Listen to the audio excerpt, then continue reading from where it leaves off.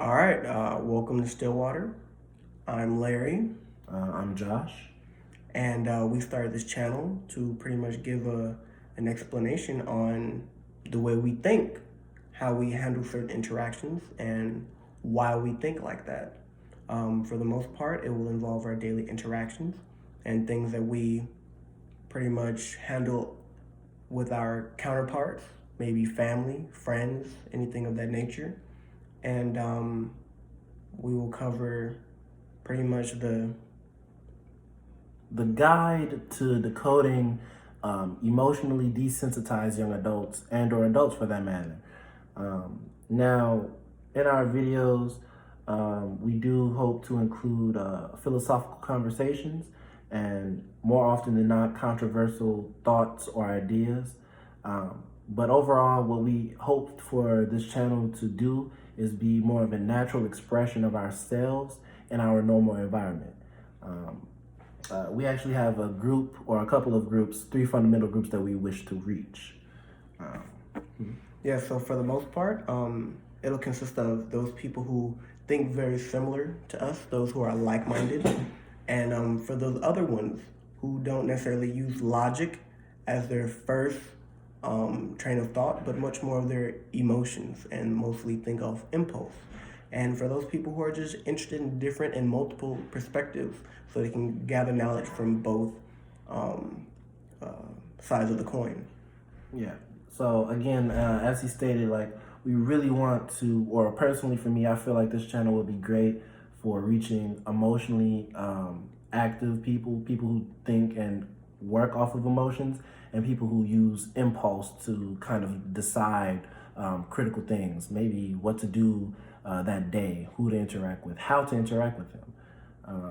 Now, briefly, we can introduce who we are, give you a little bit more of an idea of this channel and the people behind it. So, I'm Larry Perkins. I'm 20 years old, and for the most part, this will be an explanation of the way I think and why I think the way I do. Now, when it comes down to me, I'm a very chill person, a little bit too chill for the people that I interact with on a daily basis. And it's mainly because I don't jump the gun when things start to get hard or something is presented to me. I use logic and things that make the most sense, or for the most part, common sense, instead of, you know, uh, releasing some type of outburst of, how I feel at that moment regarding my emotions. I usually try to save that for the end and try to analyze exactly what's going on before I make a particular decision. So, yeah, that's me. And for me, my name is Joshua Scott. I'm 19, close to 20, close enough rather. And I really feel as though I'm more of a hothead individual. However, I feel as though my logical and rational decisions usually come to light first and foremost. I think it takes a lot for me to actually get to a state where in which emotions control me. And I have started to see the trickle down effect, if that makes sense. It's starting to affect multiple parts of who I am and who I want to be. Overall, I feel as though I can more so identify as a emotionally detached individual and a bit of a cynic. One of the things that I do identify as is an optimistic nihilist. And overall, I feel as though everything came to me, or I've gathered this sense of self through my childhood and the people I chose to have around me to get me through my childhood, my support system. A lot of the things that I had to go through and a lot of the people that I were around have greatly influenced who I am today. And yeah, one of the things that we do have to mention is we both are located Chicago, Illinois, on the south side. Primarily the Bronzeville area, where I'm pretty sure, as you can imagine, the primary demographic is African American, and our interactions with with these people, well, our people in general, are always very interesting. You never know what you're going to get living in the city of Chicago, but coming from the South Side in particular is a whole nother ball game. If you were to travel somewhere, I guess you could say like up north near maybe like the Rogers Park area, it is very different over there, based off of how they dress, how they act, how they carry themselves. Everyone up there for the most part is very have very similar characteristics in how they act. But over here, everyone is different. Everyone has their own mindset on how they carry themselves. It's totally different. You can't approach everyone with the same mentality or the same mindset. Everyone is not the same in general. Yeah. So with being in Bronzeville, Bronzeville right now, as of 2020, is what's called a up and coming neighborhood, right? And I hear it used in multiple different ways. Some people mean it in a bad way, some people mean it in a good way. Overall, from a non-biased perspective, I feel as though it just means that a lot of different people are mixing in this area for better opportunities. Of course. Yeah. In a sense, I feel like that's really what sets the South Side of Chicago apart, and why it's ever so more important for the exploration of the way people think is starting to become dire. Of course. Yeah. So, like you were saying, a lot of new people or new demographics have been integrated into the neighborhoods. So that adds a little bit more diversity. You can't speak to everyone the same when you're in certain or particular settings. Me, for the most part, I have a tremendous amount of patience. So when it comes down to how I handle those interactions, it weighs heavily, primarily because I don't, I guess you could say, think too much about it. A lot of people, like we stated before, a lot of interaction that we have with different people, they use their emotions. If someone speaks to you the wrong way in Chicago, you might be, ready to fight or whatever the case may be. But, depending on your certain situation, you don't always have that opportunity or the luxury to just put everything on the line and throw it all away because you have people at home who care about you.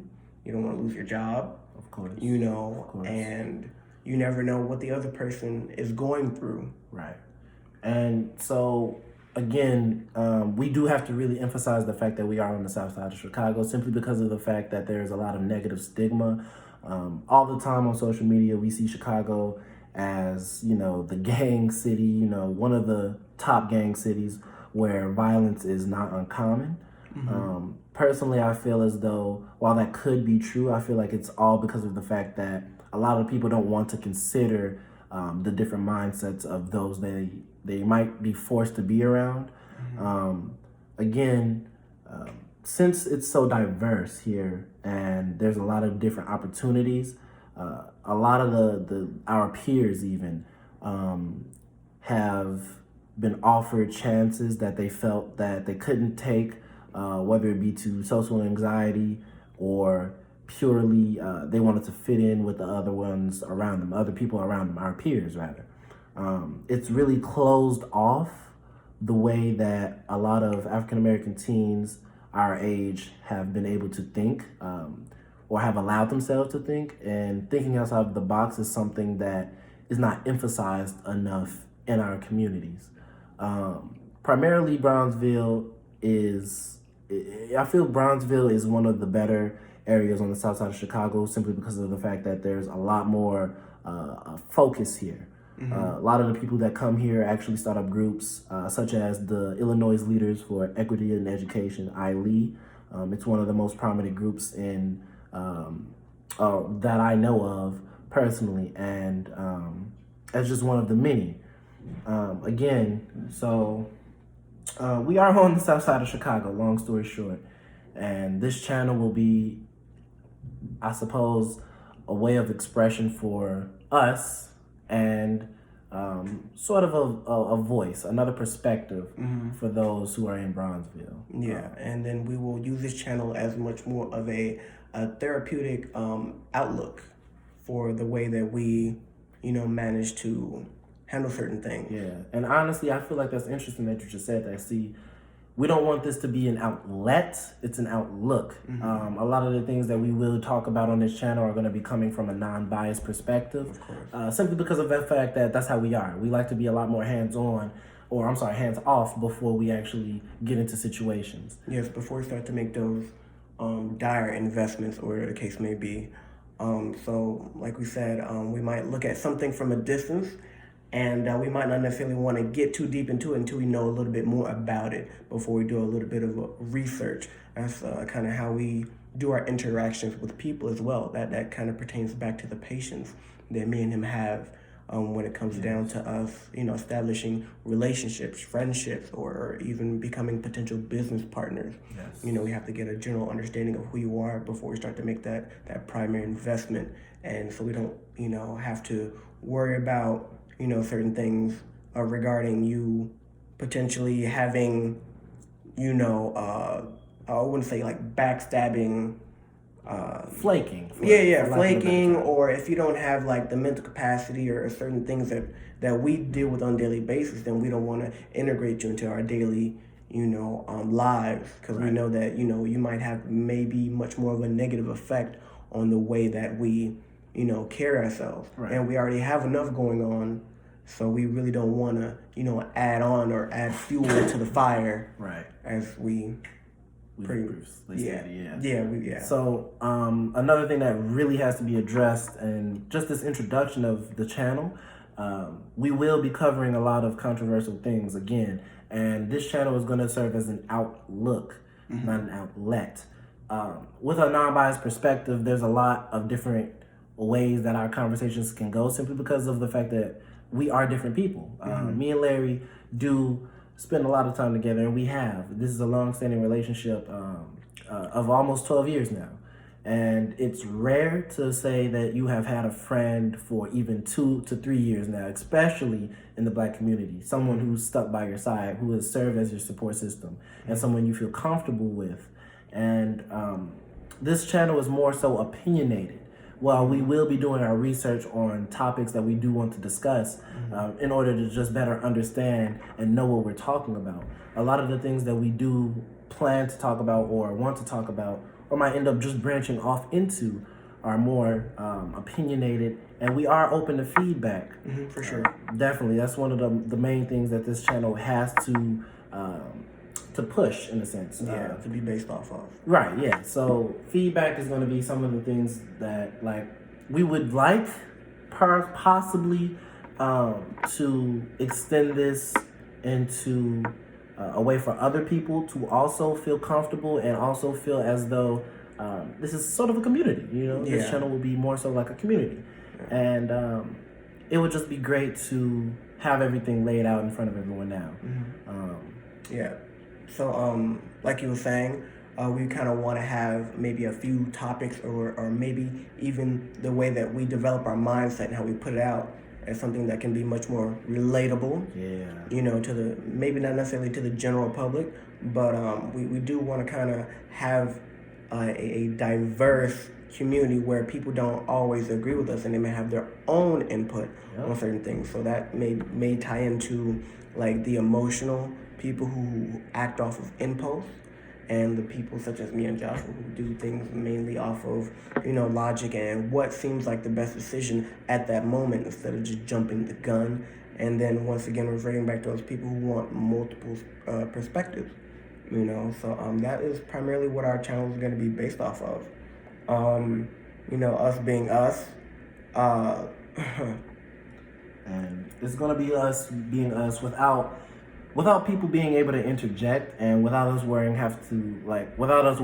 about calming our conversations down. Us being us in a natural environment. That's the key.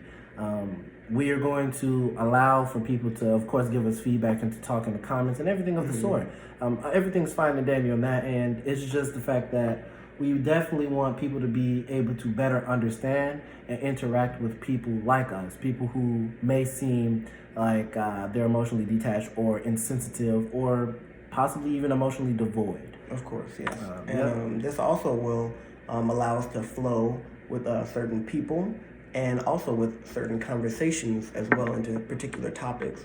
So eventually, We may have certain guests or friends or family, whatever the case may be, that might sit down with us and we might talk about a few things.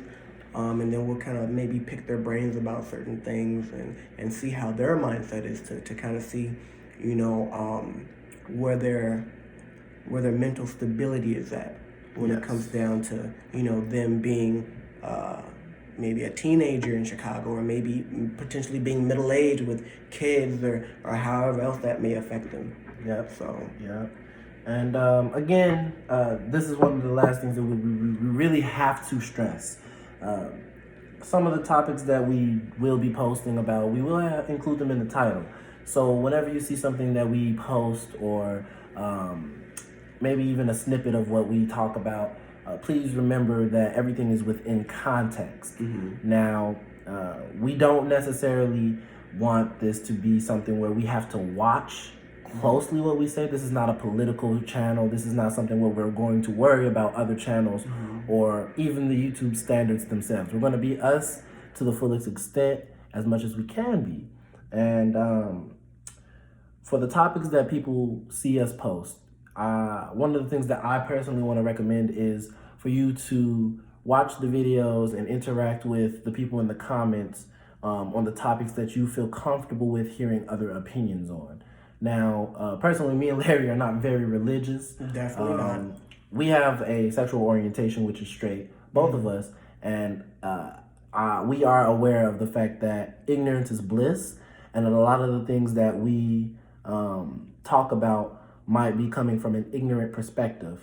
We're well aware of that, and we would really enjoy, and we mutually benefit from people giving us more information on them. And one thing that me and him have definitely realized within these past couple of years of growing up is the fact that common sense is not very common. Not at all. Not at all. So once again, we want to use this much more as a therapeutic social space. So for those of you who want to potentially give us any type of feedback, right, then we can definitely, you know, it'll be something to look forward to see what you guys say in the comment section. And with the comment section, we will do our absolute best to respond to people and actually make sure that everyone feels heard. Yet, we also do have other outlets or outlooks for people to, just go ahead and look at and check in on and make sure that they can feel as heard as possible. Now, on my page, you can access it comfortably from my page. My name is Joshua Scott on Facebook, and there's a group that me and Larry have set up called Peace Be Still. Now, the group is going to be about creative expression, whether that be poems, writings, and a lot of the other things that we do plan to talk about on the page might also be controversial. But as of right now, the group is sitting at around 42 members. We have a standard which we do not want plagiarism, nor do we want people to feel attacked. There's a comfortability system set in place for people who do and who do not want feedback. And whatever you feel comfortable with, or if you want to just bounce ideas off of the people that are in the group, I highly recommend you check it out. The link will be in the description. So I guess you could say that for our first topic of the day would be we can actually talk about something that's kind of vexing us now. Okay. Which is, just dealing with the people who are more emotional and trying to make sure that as logical people, we actually factor in the emotions. So one of the first points of that is just understanding what emotions really mean, or how we perceive emotions to be. Yeah, so for the most part, me and Joshua tend to deal with people on a daily basis about why we carry ourselves a certain way and why we don't tell everyone, or maybe even our loved ones, particular things that might be bothering us. It's primarily because we don't want them to worry. Yes. We definitely don't want to, I guess you could say, put our problems into their space as well. But we do understand that me and Joshua together, we have a very strong support system. Yep. Don't get me wrong, we do have people who care for us, or whatever the case may be. But if it's something that me and Joshua can handle by ourselves, we definitely will. Yes. And we feel like in certain scenarios, there's no need for me to, update you on something that's not necessarily that important. If we can take care of it without, you noticing as much. If it is bothering us and you do bring it up, then we will let you know, about that particular thing. Like, let's say if, I'm doing bad in school or whatever the case may be, obviously the way that I interact on a daily basis may change and you may notice. And that might, draw your emotions and make you feel like, maybe there's something wrong. But at the end of the day, when you bring it to my attention, I will most likely let you know that, I can take care of it if possible. Yep. So another thing with emotions, just as a precursor for us to really get into just talking, I feel as though emotions are important, not only to really understand the world, but I feel like emotions wouldn't be such a big part of life itself if it didn't have some relevance. Mm-hmm. Now, I know that I personally can be, and Larry can personally be too, a bit in our thoughts and more so logical, and it goes into the point where we can be detrimentally affecting those around us. People often feel a little insecure or awkward around us because we do overanalyze, or we tend to seem like we're overanalyzing. Me and Larry never really take on more than we can chew in the terms of emotions. Whenever we feel like we've had our fair share, or we feel as though it's starting to cloud our judgment, we usually have to reset. And so that's pretty much it for the precursors for the topic of the day. You want to get into it, man? Yeah. So, how you feeling, bro? Well, I mean, today, for the most part, has been quite taxing. Mainly involving the fact that, like, recently I have just been, fired from my job for the most part. Yeah. And, now I'm at the point in my life where I need to, continue to find a place where I can generate some type of revenue, where I can make my money, pay my bills and things like that. Yeah. And, I guess you could say that for the most part, it's starting to kind of spill over into my social life. When it comes down to my loved ones and the people that, are affected by it, they kind of see me as much more of detaching myself. Right. And that's really crazy too. Like, I don't mean to really cut you off or anything of the sort, but it's so the point where it's like a lot of the things that are going on with you, man, like, honestly, bro. So it's like, I understand that people want to be there for you. That's just a part of having a good support system, you feel me? And, that's all fine and dandy. But I even noticed on my end, like, when it comes to supporting me, like, I had a health scare recently. You know of course, it's a hereditary condition, lupus.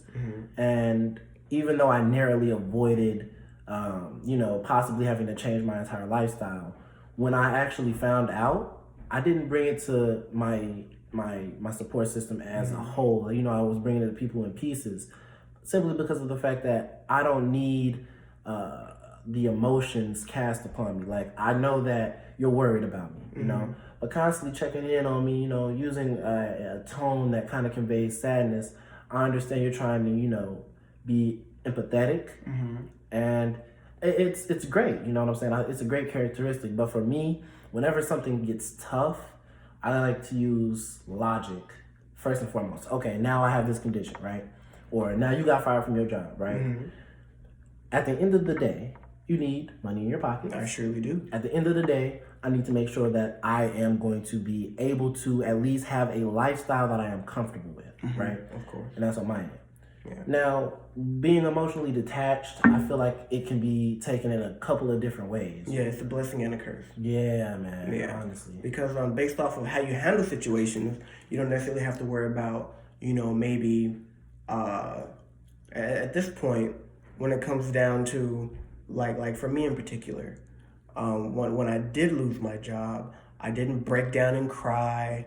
I didn't do anything like that. I instantly went on websites or downloaded apps like Indeed and Snag a Job, and then I spoke to my relatives and my friends on jobs that may be hiring or things of that nature. I know anyone else probably would have been down in the dumps for about 2 weeks. Yeah, bro. And then eventually they would have picked themselves up. But I know that I have to continue to keep it pushing. Yep.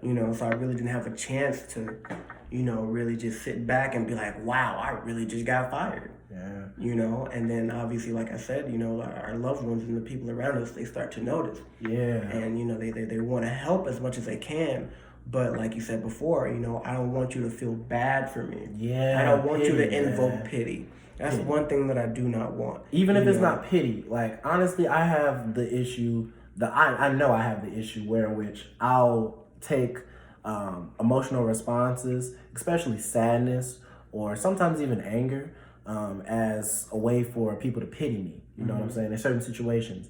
And that might just be because of the fact that I am, African American, which is automatically something that is, not necessarily a burden, but it's something that holds a lot of historical weight to it. For sure. And it's still being seen to this day, you feel me?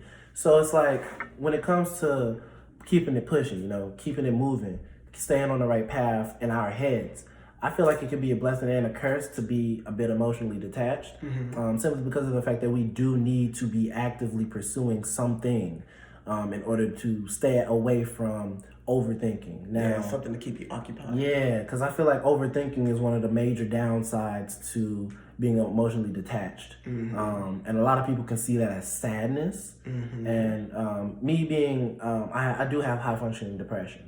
You know what I'm saying? And you've been around for the entire process, me dealing with it. And I've been trying to get more in tune with my emotions as advice from psychiatrists, psychoanalysts, loved ones, loved friends. Yes, of course. I feel like emotions can play a role and be beneficial, but I feel like it's going to be something that's a slow change. We're in our 20s, and for our entire childhood, you know what I'm saying, we've been living with, okay, we're more logical, we're more prone and more likely to act more rationally in situations, and a lot of the times we've been forced into the leadership role. Yeah. You know what I'm saying? Yeah. So with that being said, it's just like not having a goal and falling into our thoughts. I feel like it's kind of a fear. Yeah, like, it's definitely a downfall. Yeah. Based off of that, for the most part, when it comes down to it, me and Joshua were birthed by older parents. Yeah. Like talking maybe like 40s and up for the most part. Yeah, my mom was like, what? I think my mother was 40 and my father was 45. Yeah, so my mom was 45 when she had me. Yeah. So, when it came down to how we were developed as children, we had old school parents. Yes. And they didn't, really worry too much about the babying aspect. They wanted you to go out and do certain things by yourself, and they put you in a particular role where you had to be more hands-on, when it came down to, very, very small things like going out and paying particular bills or making certain phone calls to go and get your own job. They will show you how to do it. Right. But there will be even some times when, you'd probably be thrown to the wolves and you wouldn't necessarily know how to act. But that's the only way that our parents knew how to do certain things, because that's how they grew up. Yep. So it wasn't really much more of a way we couldn't blame them for how they were. And with me, so my family situation has always been a bit complicated. I dropped something? Oh, okay. Yeah. I dropped both of them. Wow. With my family situation being complicated, my mother and my father, everyone has their rough times in a relationship. And being older, the rough times actually led to them not being emotionally detached or anything of the sort, but they were both more logical. Okay, so if we're not getting along, if things can't be completed, we need to separate. And honestly, that's what happened. And I don't want to dive too much into their business without knowing if they're fully comfortable with me explaining the situation. You know what I'm saying? But yeah, bro, honestly, I feel as though with my mother being older, she dated older, I was around a lot of older people, possible love prospects. I got to see the courtship of adults in their 40s and 50s at the age of like 9 and 10. And even in the household, you know what I'm saying? The love songs that would be played. The old school Oh jams. man, that's how you know it's time to get up and get to Yeah. cleaning. Get to cleaning. Oh my God, them was the days. Not really though. I don't miss it. I don't miss it. I do. I do. I mean, I feel like I've kind of gotten accustomed to doing it now. And it's like if I hear some old school music or if I know I gotta clean something, I'll play like some like Marvin Gaye. The Temptations. That's my go-to. Yeah, that's my go-to. But for the most part, what he's trying to say is that like our parents putting us in those leadership positions invoked structure, and that kind of developed us into the guys that we are today. Beautiful summarization. Yes, sir. Yes, sir. So yeah, for the most part, like we stated before, us growing up and becoming the guys that we are today has definitely played a big role. Because as we may know now, that the younger parents, you know, who have children in their 20s or whatever the case may be, everyone's a little bit more emotional. Yeah. You know, that's definitely the truth when it comes down to it. You know, like for the most part, when I grew up, I always had a parent in the home. You know, whether it was my stepdad or my mother. You know, I was never in the house just by myself. You know, but now the newer generation, you know, there's probably only going to be like one parent. You know, for the most part, without maybe even like a babysitter. Yeah, and honestly, that's not to knock, you know, parents that are younger or have decided to have children, or whether it be an accident or on purpose. You know what I'm saying? It's just the fact that it's the truth. Honestly, it's from where we sit. I know I see a lot of the parents that are 17, 18, 19, and 20. You know, they don't have, or they didn't have the support system in the first place to really show them what it's like to be an adult. And now they're trying to raise a child and become an adult at the same time. Yeah. I feel like it's an incredibly hard job. And I feel as though people who actually go head on into it and actually embrace the role of motherhood or fatherhood, I feel like it's really brave. Yeah, it's a real brave journey. Yeah. Honestly, especially emotionally, because again, going back to emotions, it's just the fact that emotions play such a large part in the daily world. And it's like, how can you be, you know, trying to develop yourself emotionally, watch what you say to the people around you, make sure you care for these people's emotions, and show your child how to do all of these things at the same time? Yeah, you know, I've heard this term multiple times before by the older generation. It's much more of like babies having babies. Yeah, you man. know, it's very fascinating trying to develop yourself and mold yourself into an adult while also raising a child. So you're trying to bring yourself out of that childish mentality when you start to, you know, gain a little bit more maturity in your life. You know, but then, you know, you also have to raise someone. You have to pretty much figure out how you're going to feed yourself and put clothes on your back, and also do the same for your little ones. You know, so like you said before, it's an incredibly brave thing to do. Yeah. You know, I definitely do like the way that most parents nowadays they take the initiative. Yeah. You know, I knew that maybe a couple years ago there were a lot of lazy people, but nowadays everyone needs a little bit of money. Yeah, man, and money. I feel like that's a larger discussion. We are really coming close to the time that we intended for this first video. For sure, yeah. Overall, man, how do you feel about, you know, the channel now that we actually got it up and going? Well, for the most part, I feel like it's going to be very interesting. Yeah. You know, we'll be able to get out a lot of maybe I wouldn't say our frustrations, but the way we feel about certain things. Yep. A lot of different topics. Yeah. This is only the beginning. Literally, this is our first episode.